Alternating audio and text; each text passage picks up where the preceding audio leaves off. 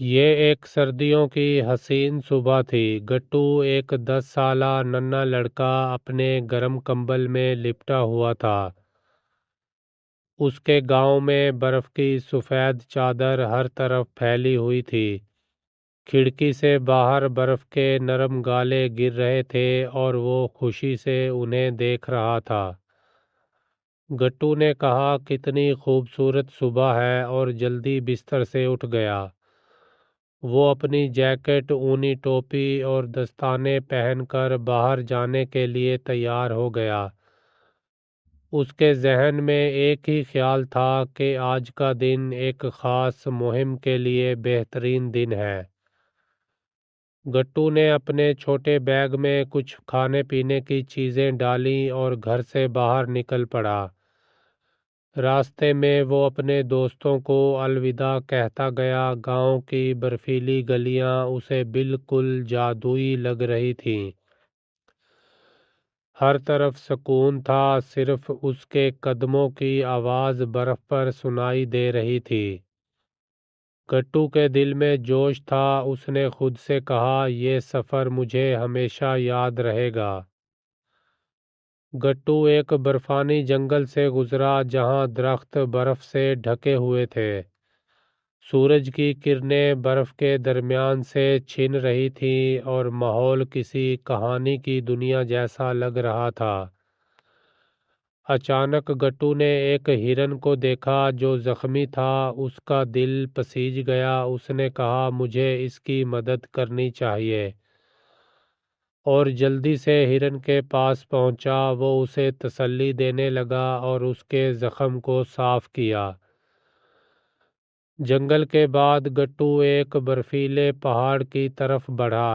راستہ کافی دشوار تھا، لیکن گٹو کا عزم مضبوط تھا۔ اس نے کہا، میں کر سکتا ہوں، اور چڑھائی شروع کر دی۔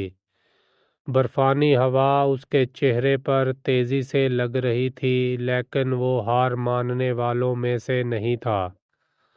پہاڑ کے اوپر پہنچ کر اس نے نیچے وادی کا منظر دیکھا۔ اس نے خوش ہو کر کہا، یہ نظارہ کسی انعام سے کم نہیں۔ پہاڑ کے اوپر گٹو نے ایک خوبصورت سفید پرندے کو دیکھا جو اس کے قریب آ گیا۔ گٹو نے اپنے بیگ سے کچھ دانے نکالے اور پرندے کو کھلائے۔ پرندے نے خوشی سے دانے کھائے اور گٹو کے ہاتھ پر بیٹھ گیا۔ گٹو کی آنکھوں میں حیرت اور خوشی تھی۔ اس نے کہا، یہ لمحہ مجھے ہمیشہ یاد رہے گا۔ گٹو کی لمبی مہم کے بعد شام ہو چکی تھی اور سردی بڑھتی جا رہی تھی۔ سورج دھیرے دھیرے پہاڑوں کے پیچھے چھپ رہا تھا اور آسمان نارنجی اور گلابی رنگوں میں رنگا ہوا تھا۔ گٹو نے ایک محفوظ اور ہموار جگہ تلاش کی تاکہ وہاں خیمہ لگا سکے۔ وہ ایک بڑے پتھر کے قریب رکا جہاں برف زیادہ گہری نہیں تھی۔ اس نے اپنے بیگ سے خیمہ نکالا اور اسے بڑی محنت سے لگایا۔ یہ خیمہ میرے لیے آج رات کا گھر ہوگا، گٹو نے مسکراتے ہوئے کہا۔ خیمہ لگانے کے بعد اس نے خشک لکڑیاں جمع کیں اور ایک چھوٹی سی آگ جلائی۔ آگ کی روشنی اور گرمی نے اسے بہت سکون دیا۔ گٹو نے اپنے بیگ سے چائے بنانے کا سامان نکالا اور پانی گرم کرنے لگا۔ سرد ہوا میں چائے کی خوشبو اسے مزید خوشی دے رہی تھی۔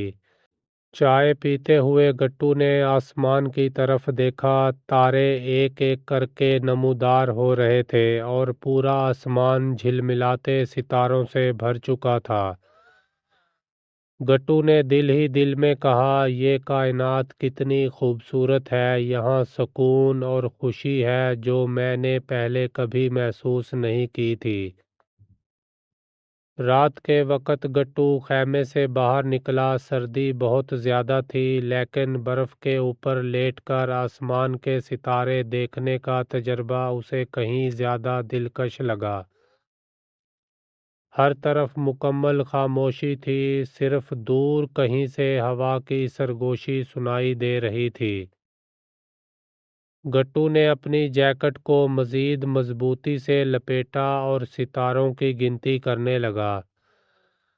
ستاروں کی روشنی برف پر چمک رہی تھی اور گٹو کو لگا کہ وہ کسی خواب کی دنیا میں ہے۔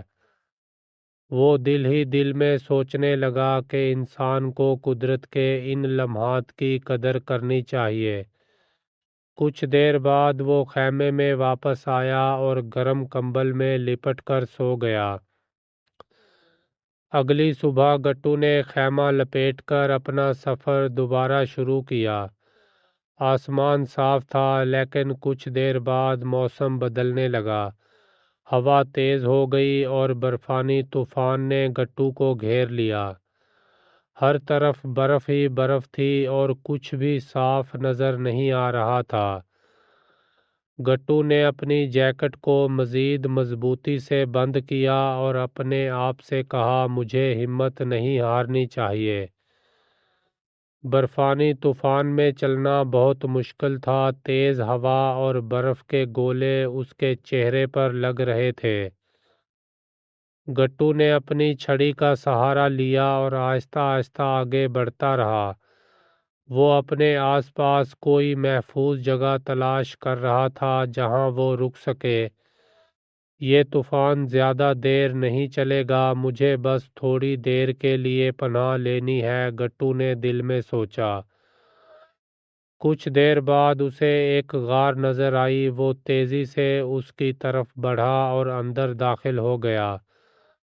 غار کے اندر سکون تھا اور وہ خود کو محفوظ محسوس کر رہا تھا۔ غار میں داخل ہونے کے بعد گٹو نے اپنی ٹارچ نکالی اور چاروں طرف دیکھنا شروع کیا۔ غار کے اندر عجیب و غریب نقش و نگار تھے جو بہت پرانے معلوم ہو رہے تھے۔ گٹو نے دیوار پر ہاتھ پھیرتے ہوئے کہا، یہ تو کسی کہانی کے آثار لگتے ہیں، شاید یہاں کسی نے برسوں پہلے پناہ لی ہو۔ غار کے فرش پر اسے کچھ پتھر کے برتن اور پرانے اوزار ملے۔ وہ حیران تھا کہ یہ سب یہاں کیسے آئے۔ گٹو نے ایک جگہ بیٹھ کر اپنے کھانے کا سامان نکالا اور کچھ کھانے لگا۔ اس نے سوچا کہ یہ جگہ واقعی جادوئی ہے، یہ دنیا کتنی پر اسرار ہے، ہر جگہ ایک نئی کہانی چھپی ہوئی ہے، گٹو نے دل میں کہا۔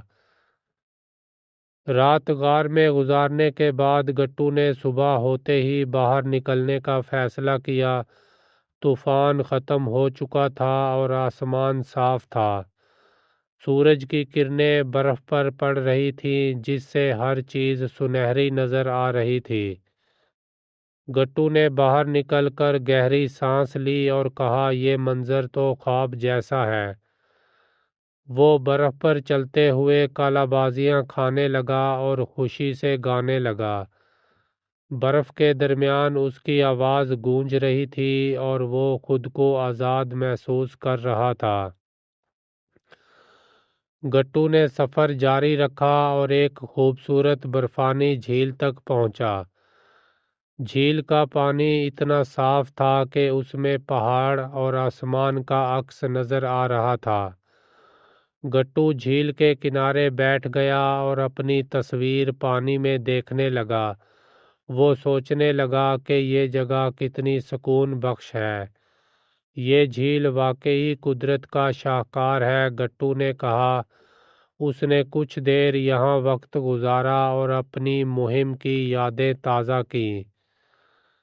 واپسی کے راستے میں گٹو نے برفانی گاؤں کا نظارہ کیا۔ وہاں بچے برف کے گولے بنا رہے تھے اور برفانی آدمی بنا رہے تھے۔ گٹو نے سوچا، یہ گاؤں میری زندگی کا حصہ ہے اور یہاں کی خوشیاں بے مثال ہیں۔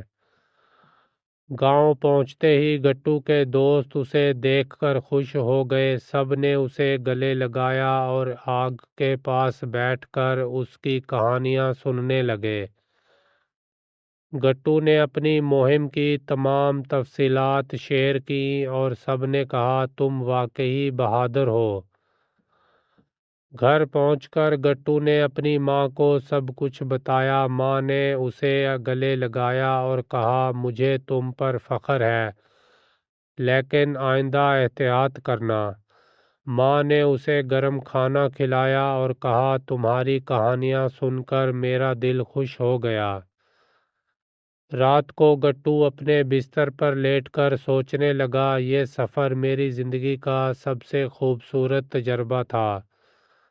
میں نے سیکھا کہ ہمت اور حوصلہ انسان کو کسی بھی مشکل سے گزار سکتے ہیں، اور قدرت کی خوبصورتی ہماری زندگی میں سکون لا سکتی ہے۔